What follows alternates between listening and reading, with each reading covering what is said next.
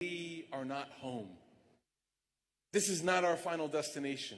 It's not where the beautiful soul that lies within us came from, and it is not the final home of where that soul will be. And so why would we invest everything that we have, our energy, our money, our emotion, our time, into a place that is not home?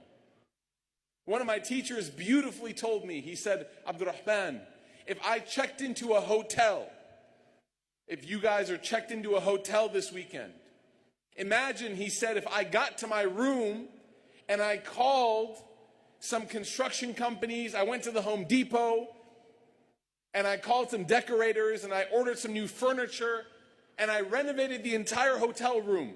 Went from carpet to hardwood. We mounted the TV on the wall, new bathroom. He said, what would you think of me?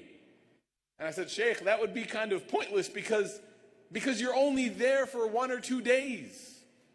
And he said, exactly. He said, this is exactly how we are in this life. That in a comparison to our akhirah in Jannah, say inshallah, that this life is like that hotel room, 1 or 2 days.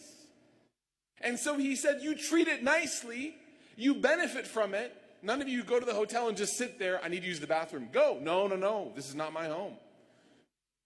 You benefit from it, you use it, it's a utility just like anything else.